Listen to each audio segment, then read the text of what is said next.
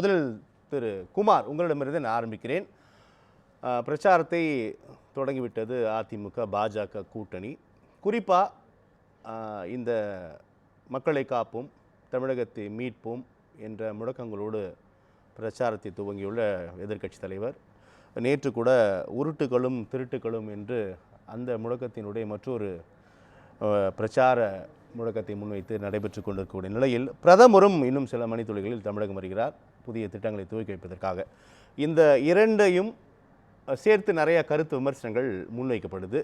எப்படி பார்க்கலாம், எப்படி பார்க்குறீங்க? தேர்தல் இதுக்கு இன்னொரு 8 மாதங்கள் 9 மாதங்கள் இருந்தாலும் கூட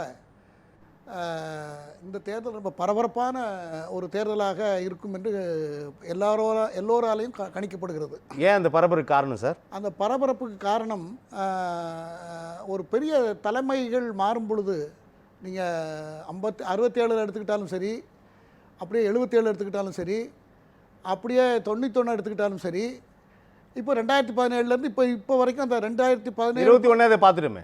21 ஆமாம் 21 பார்த்துட்டாலும் கூட இதில் அந்த மாதிரி இப்போ ஜெயலலிதா அவர்கள் 91 வந்தாங்க, 25 வருஷம் கலைஞரப்போ இருந்தார், 2 பேருமே ஸ்டேபிளாக இருந்தாங்க. இது வந்தால் அது வரும், அது வந்தால் இது வருங்கிற நிலைமை இருந்தது. பட் இன்றைய தேதியில் என்ன ஆகியிருக்கிறது என்று சொன்னால், திமுகவிற்கு பல வகையான ஆன்டி இன்கம்பரன்சி மேலோங்கி இருக்கிறது. அது எழுதி வைக்கப்பட்ட சட்டமாக எல்லா இடத்துலையும் மக்கள்கிட்டையும் அது தீவிர ஒரு கருத்தாக இருக்கிறது. மாற்று அதிமுகவில் உட்கட்சி பிளவு, உட்கட்சியில் பெரிய நெருக்கடி. அந்த நெருக்கடி சார்ட் அவுட் ஆகலைன்னா அந்த நெருக்கடியை வச்சு அந்த அந்த எதிர்த்து கொண்டு அது மாற்றி அமைக்க முடியுமா அப்படிங்கிறது ஒரு கேள்வி. பிரச்சாரத்தை தொடங்கிட்டார் சார். ஆனால் பிரச்சாரத்தை தொடங்குறது என்னென்னா, 2 கட்சியுமே அதை செய்திருக்கிறது. திமுகவும் அதை செய்கிறது, அதிமுகவும் அதை செய்கிறது. திமுகவும் மட்டும் என்ன ஓடிபி கேட்குறாங்க, வீட்டு வீடாக போய் ஓடிபி, ஓரடியில் தமிழ்நாடுங்கிற பேரில் ஓடிபியை கொடுங்க. எதுக்கு ஓடிபியை கேட்குறது? கோர்ட்டு தடை பண்ணியிருக்குன்னு வச்சுக்கோங்க. அவங்களும் முன்னக்கூட்டியே அவங்களோட நேரடி கனெக்ஷனை ஏற்படுத்திக்கணும் அப்படிங்கிற முடிவை எடுத்து அவங்களும் பிரச்சாரம் பண்ணாங்க. இப்போ முதல்வருக்கு உடம்பு நிலை சரியில்லாதனால இப்போ மருத்துவமனையில் இருக்கிறார். ஆனால் இவர் 15 நாள் ஃபஸ்ட்டு ஸ்டேஜ் 15 நாள் நான் போவேன்னார். அந்த பிரச்சாரத்தை அவர் பண்ணிக்கிட்டு இருக்கார், சீரியஸாக பண்ணுறாரு. இந்த சமயத்தில் பிரதமர் அவர்கள் இங்கே வருகிறார்கள். நேற்று தான் லண்டன்லேருந்து வந்துவிட்டு இன்றைக்கி நைட்டு இங்கே 8 மணிக்கு மாலத்தீவிலிருந்து வருகிறார். ஆமாம், அதை முடிச்சுட்டு மாலத்தீவுக்கு போயிட்டு மாலத்தீவன் ப்ரோக்ராமை முடிச்சுட்டு இங்கே வர்றாரு. 8 மணிக்கு 8 மணிக்கு தூத்துக்குடியில் விமான நிலையம் விரிவாக்கம் செய்யப்பட்ட 450 கோடி ரூபாயில் விரிவாக்கம் செய்யப்பட்ட விமான நிலையத்தை திறந்து வைத்துவிட்டு, அதற்கு பிறகு அந்த துறைமுகத்திற்கு கிட்டத்தட்ட 4800 கோடி ரூபாய்க்கு உள்ள வேலைகளை திட்டங்களை அறிவித்துவிட்டு இரவு 10:45 மணிக்கு திருச்சி வந்து அங்கே நைட்டு அங்கே ஆல்ட் பண்ணிவிட்டு மறுநாள் நாளைக்கு கங்கை கொண்ட சோழபுரம் திரு ராஜேந்திர சோழனை பற்றி பல வருஷமாக முதல்வர் நம்முடைய பிரதமர் பேசி கொண்டிருக்கிறார். அவரை பற்றி வெளிநாட்டிலெல்லாம் மென்ஷன் பண்ணியிருக்கிறார். சோழ எம்பையர் எப்படி இருந்தது, சோழ சாம்ராஜ்யம் எப்படி உலகத்தை எப்படி கட்டி ஆண்டது அப்படிங்கிறத பெருமையை அவர் ஒரு பெருமையாகவே நினைத்து கொண்டு பேசி கொண்டிருந்தார். இன்றைக்கி அவருக்கு ஒரு வாய்ப்பு கிடைத்திருக்கிறது. அவருடைய அந்த ஜெயந்தியில் அவர் கலந்து கொண்டு நாளைக்கு திரு இளையராஜா அவர்கள் இசையோட அந்த நிகழ்ச்சிகள் நடைபெறுகிறது.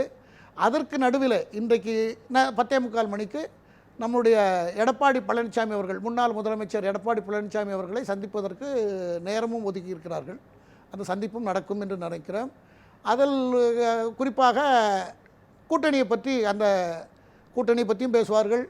அதிமுகவினுடைய உட்கட்சி வெற்றி தோல்வி, தோல்விக்கு உரிய வெற்றிக்கான காரணங்கள், தோல்வியை நோக்கி போயிடக்கூடாதுங்கிறதுக்குரிய விளக்கங்கள் எல்லாம் கூட பிரதமர் எடுத்து சொல்வார் என்று நான் நம்புகிறேன். ஏன்னா 2017 16 ஜெயலலிதா அம்மா மறைவுக்கு பிறகு அந்த அதிமுகவை தூக்கி நிறுத்தியது அது உலகம் அறிந்த விஷயம். எல்லோரும் அப்படி இல்லைன்னு சொல்லுவாங்க. பட் எல்லோரும் பார்த்துட்டு இருந்தோம். எல்லாம் மீடியா வெளிச்சத்தில் எல்லாத்தையும் நம்ம பார்த்துட்டு இருந்தோம். அதை ஒழுங்காக கொண்டு போய் அதை ஒரு 4.5 வருஷம் அதை ஆட்சி செய்து அது வந்திருந்தது. அந்த சமயத்தில் 2 பேருக்கு இருக்கிற பிணக்குகள் எல்லாம் அவங்க சொல்லி சரிப்படுத்தி ஓபிஎஸ் சிபிஎஸ்க்கு இருக்கிற பிணக்குகளை சரிப்படுத்தினாங்க. அதுக்கப்புறம் நடந்த விஷயங்கள்லாம் எல்லாத்துக்கும் தெரியும். இப்போ அதில் வந்து இப்போ என்னென்னா தென் மாவட்டங்களில் வாக்குகள் அதிமுகவுக்கு இருக்கிற வாக்குகள் சிந்தாமல் சிதறாமல் அதிமுகவுக்கு மீண்டும் கிடைக்க வேண்டுமென்றால் என்ன செய்ய வேண்டும், என்ன மாதிரி செய்தால் கசப்புகளை, தனிப்பட்ட விரோதங்களை, தனிப்பட்ட ஈகோவை மறந்து எம்ஜிஆர் ஆரம்பித்த கட்சி, அந்த கட்சி மீண்டும் அதிகாரத்துக்கு வர வேண்டும் என்றால் என்ன செய்ய வேண்டும்?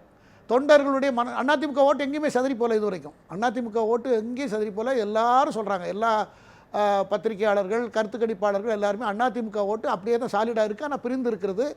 இப்போது உதாரணத்துக்கு ஓபிஎஸ் அவர்கள் ராமநாதபுரம் அவருடைய தொகுதி அல்ல, ஆனாலும் 3 லட்சம் ஓட்டு அங்கே வாங்கியிருக்கார் அப்படின்னு சொன்னால் தமிழ்நாடு முழுக்க அவர் 3 முறை முதலமைச்சராக இருந்தவர்.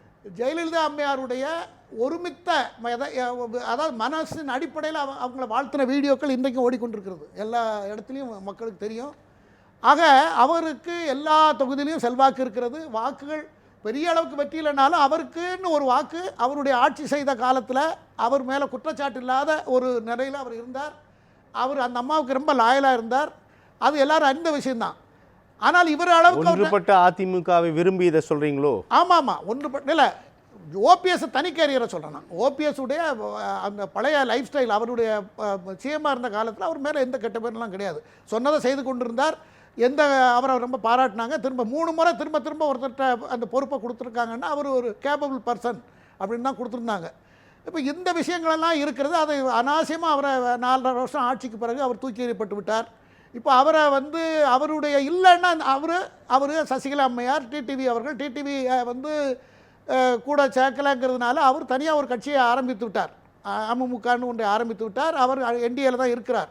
பட் இருந்தாலும் அதிமுக ஒருங்கிணைந்தார். பிரதமர் சந்திப்பிற்கான காரணம் தெரியவில்லை. சந்திப்புக்கு பிறகு என்ன நடக்குமோ இல்லை அப்படின்றது நம்ம இல்லை மணித்துளிகளில் தெரிந்துவிடும். என்னன்னா ஆனா இந்த நொடி வரை ஓபிஎஸ் உள்ளிட்ட நான் சொல்ல வரேன் நபர்களை இவர் சேர்த்துக் கொள்ளும் அந்த இடத்துக்கு தான் நான் வர்றேன். எப்படின்னா அதில் என்னன்னா இப்போ இவருக்கு பொதுக்குழு ஆதரவு அது இதெல்லாம் இருக்குது, எல்லா கேஸ்லையும் ஜெயிச்சிருக்கிறாரு. அவர் ஒரே பிடிவாதமாக இருக்கிறார். அவர் வேண்டாம், நாங்கள் பார்த்துருவோம், நாங்கள் ஜெயிச்சிருவோம் அப்படிங்கிறது ஒரு மனோநிலையில் அவர் இருக்கிறார். அவருடைய கால்குலேஷன் ஏதோ ஒரு மாதிரியாக இருக்கிறது. ஆனால் பிரதமராக இருக்கட்டும் அல்லது உள்துறை அமைச்சராக இருக்கட்டும் அகில இந்திய அரசியலை பார்த்தவர்கள், மகாராஷ்டிரா, பீகார், உத்தரப்பிரதேசம் எல்லாத்துலேயும் இதை மாதிரி இந்த பிரச்சனைகள் நீங்கள் குறிப்பிடக்கூடிய இந்த உட்கட்சி சிக்கல் விவகாரங்கள் எல்லாமே அந்த விஷயம் இல்லாமலா தன்னுடைய பிரச்சாரத்தை துவங்கி இருப்பார்?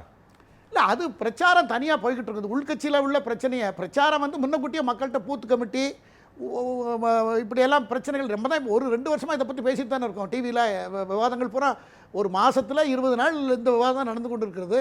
அப்போ மக்கள்கிட்ட ஒரு 8 மாத நெருக்கத்தில் வந்துவிட்டோமே. ஆமாம், வந்துவிட்டோம். அதனால் மக்கள்கிட்ட என்ன இருக்குன்னா, தொண்டர்கள் மத்தியில் அந்தந்த கட்சிகளுக்கு என்ன இருக்குன்னா ஒரு சலசலப்பு இருக்கும். அவங்கள்ட்ட ஒரு ஒரு என்னடா நம்ம கட்சி இப்படி ஆகிட்டுது அப்படிங்கிற ஒரு ஃபீலிங் இருக்கும் இல்லையா? அதெல்லாம் சரிப்படுத்தணுங்கிறதுக்கு தான் இவர் கிரவுண்ட் லெவலில் போய் பிரச்சாரம் பண்ணிகிட்டு இருக்கிறார். அதெல்லாம் பண்ண வேண்டியது தான், அது பண்ணட்டும். அதே சமயத்தில் இன்றைக்கி நைட்டு வந்து இவருடைய மனநிலை எப்படி இருக்குது என்று தெரிந்து கொண்டு இவர் அதிமுக எம்ஜிஆர் ஆரம்பித்த கட்சி, ஜெயலலிதா வளர்த்த கட்சி, திரு எடப்பாடி பழனிசாமி அவர்கள் 4.5 வருஷம் முதலமைச்சராக இருந்த கட்சி, அந்த கட்சி திரும்பியும் அதிகாரத்துக்கு வர வேண்டும். திமுகவை நாம் ஓய்வு கொடுக்க வேண்டும், நாம் அதில் அந்த ஆட்சியை அமைக்க வேண்டும் என்று நினைத்தால் என்னென்னலாம் செய்யணுங்கிறத பிரதமர் எடுத்து சொல்வார் என்று நான் நம்புகிறேன். அப்படியெல்லாம் சொல்லும் பொழுது திரு ஓபிஎஸ், திரு சசிகலா அம்மையார், திரு டிடிவி தினகரன், மற்ற பிரிந்த போனவர்கள் எல்லாத்தையும் ஒருங்கிணைக்கிறத பற்றியும் கூட அவங்க பேசுவார்கள். அவர் அதுக்கு பிடி கொடுக்கவில்லை என்று வைத்துக் கொள்ளுங்கள். அவர் அதுக்கு வேண்டாம் அப்படி என்று அவர் நான் ஏற்கனவே குறிப்பிட்டது போல ஒரு கல்லூரி மங்கனை போல நான் அவரை சொல்லலை. ஆனால் அந்த நிலைப்பாடு அவர் எடுத்தால் விட்டுருவார். என்ன பண்ண முடியும்? அடுத்த கட்சி இந்த வார்த்தையை எதற்காக பயன்படுத்தினீங்க? இந்த வார்த்தை வந்து ஒரு எந்த செயலையும் செய்ய முடியாமல் யார் சொன்னாலும் கேட்காத ஒரு கேரக்டருக்கு நம்ம முன்னோர்கள் வைத்த பெயர். நான் ஒன்றும் வைக்கல, நான் அவரை சொல்லலை. அந்த மாதிரி வந்துடும். அந்த நிலைப்பாட்டுக்கான அந்த நிலைப்பாட்டுக்கு வந்துடும் என்று தான் நான் சொல்ல. அவரை நான் அப்படியெல்லாம் சொல்லதுக்கு எனக்கு ஒன்றும் உரிமையும் இல்லை, அதிகாரமும் இல்லை. ஆனால் அந்த மாதிரி இவ்வளவு எல்லா பத்திரிகைகளும், எல்லா பத்திரிகை அனுபவம் உள்ள மூத்தவர்களும், எல்லா அரசியல் கட்சி தலைவர்களும், அந்த கட்சியில் இருக்கிறவர்களும் எல்லோரும் இந்த குறை இருக்கிறது அதிமுகவில், இந்த குறையை ஈகோவை மறந்து நான் அன்கண்டிஷன்ஸ்னால நான் அதில் சேர தயாராக இருக்கிறேன். நானும் என் கூட இருக்கிற உறுப்பினர்களும் எனக்காக இருக்கிற தொண்டர்களும் அவங்க நன்மைக்காகவாது நாங்கள் இதில் அவங்கள இணைக்கணும்னு அவர் அன்கண்டிஷனல் சரண்டர் அப்படிங்கிறது கூட சொல்லலாம். நேற்று முந்தானால ஒருத்தர் பேசினார், கர்ணன் தேனி கர்ணன். ஆக இவ்வளவுக்கு பிறகும் அவரை வேண்டாம், அவர் நீ தீண்டாமை ஒழிப்பு மாதிரி நீ உன்னை சேர்க்கவே மாட்டேன்னு சொல்லக்கூடிய இதயம் அவருக்கு இருக்காதுன்னு தான் நான் நினைக்கிறேன். அதெல்லாம் பிரதமர் கவனத்துக்கு போயிருக்கோம். அதெல்லாம் எடுத்து சொல்லி கட்சியினுடைய நன்மை தான் முக்கியம், கொள்கையும் கட்சியும் தான் முக்கியம். எம்ஜிஆர் வளர்த்த கட்சி, ஜெயலலிதா வளர்த்த கட்சி, நீங்களும் முதலமைச்சராக இருந்திருக்கிறீர்கள், நீங்களே தான் தொடர போகிறீர்கள். ஆனால் இதெல்லாம் சேர்த்து ஒன்று தேர்தல் தான் ஒரு அரசியல் கட்சிகளுக்கு தேர்தல் தான் எக்ஸாம் மாதிரி. அந்த டைமில் நீங்கள் அந்த விரோதத்தை நீங்கள் இது வந்து சட்டமன்ற தேர்தல், இப்போ பாராளுமன்ற தேர்தல்னால் கூட பரவாயில்ல, சட்டமன்ற தேர்தல் இதை வந்து எதிர்க்கட்சிகள் சரியாக பயன்படுத்துவார்கள். அதை நம்ம அதுக்கு பலியாயிடக்கூடாது என்று எடுத்து சொல்வார்கள். கேட்டால் நல்லது, வெற்றி கண்டிப்பாக வெற்றி நிச்சயம். அப்படி ஒரு கூட்டணி அமைந்து விட்டு எல்லாம் சேர்ந்துட்டுதுன்னாக்கா அந்த அந்த சக்தியை தடுக்கிற சக்தி திமுகவுக்கு இல்லைங்கிறது என்னுடைய கருத்து. கேட்டால் அதிமுகவுக்கு நல்லது, கேட்கவில்லை என்றால் திமுகவுக்கு ரொம்ப நல்லதுன்னு சொல்றீங்க. அப்படியா தான் அது என்னன்னு அது அடுத்தால சொல்றேன். இறுதியாக பிரதமர் அடுத்த டிசைடிங் ஃபேக்டர் ஆமா, இறுதியாக விஜய் இருக்கார் இல்லையா தமிழகத்திற்கு இறுதியாக தமிழகத்துக்கு பிரதமர் ஏப்ரல் 6ஆம் தேதி வருகை புரிந்தார், பாம்பன் அந்த ரயில் முனையம் தொடர்பாக. ஆனால் அந்த வருகை பிரதமராக வந்தார், இப்போ வருகை பிரதமராகவும் வருகிறார். பின்னாடி ஒரு பெரிய பொலிட்டிக்கல் அஜெண்டா இருக்குன்னு நான் புரிஞ்சுக்கலாம். இதெல்லாம் அன்அஃபிஷியல் தான். இந்த டாக் எல்லாமே தமிழகத்துக்கு வருகிறார், தமிழகத்துக்கு இவ்வளவு விஷயத்தை சொல்லிட்டீங்களே, மிகப்பெரிய நலத்திட்டங்களை நிறைய விஷயங்களை பகிர்ந்து சொல்லியிருக்கேன். இதெல்லாம் தான் யதார்த்த சார். பிரதமராக இவை எல்லாவற்றினூடான தான் நான் கேட்கிறேன். யாராக இருந்தாலும் ஒரு கருத்து ஒற்றுமை இல்லாத ஒரு கட்சியில் அதை எப்படியெல்லாம் சேர்த்து வைக்கணும், அரசியல் கட்சிகள்னால் எப்படிலாம் இருக்கணும், கட்சியினுடைய நலனும் கட்சியினுடைய வளர்ச்சியும் தான் முக்கியத்துவம் கொடுக்கணும், ஃபஸ்ட் ப்ரியாரிட்டி அதுக்கு தான் கொடுக்கணும். சின்ன சின்ன விஷயங்களெல்லாம் கொஞ்சம் மறந்து தேர்தல் நேரத்தில் 1000 நடந்திருக்கு சார், நம்ம ஊரில் 1000 நடந்திருக்கு. கலைஞர் செய்திருக்கார் எத்தனையோ முறை. எம்ஜிஆர் கட்சியே 80 இதே போல் ஒரு MGR is founder of the party AIADMK. அங்கே இதே போல் பிரச்சனை வந்தது. SDS RM. வீரப்பன் அவர் அன்னைக்கு எல்லாரும் நீங்கள் கட்சி நடத்திங்க, நான் விலகிடுறேன், எனக்கு இதெல்லாம் சரியாக வரல அப்படின்னு சொல்லி அவர் சொன்னார். எல்லோரும் காலில் விழுந்தாங்க. ஜெயலலிதா அப்புறம் SDS வீட்டில் போய் கூட்டிகிட்டு வந்தார் தலைவர். அதனால் ஜெயலலிதா எம்ஆர்டி அதுபோல் நடந்திருக்கிறது. இதுதான் மறப்போம் மன்னிப்போம். எல்லாரும் கட்சி என்பது பொது சொத்து மாதிரி பொது மக்களிட உரிமை சார்ந்த விஷயமா இருப்பதனால் கோடிக்கணக்கான லட்சக்கணக்கான தொண்டர்கள் இவர்களுக்கும் இருக்கிறார்கள் என்பதால் இந்த விஷயத்தை திரு எடப்பாடி பழனிசாமி பிரதமர் சொன்னால் அதை கேட்பார் என்று நான் நம்புகிறேன். இப்போ கூட எனக்கு அந்த நம்பிக்கை இருக்கிறது.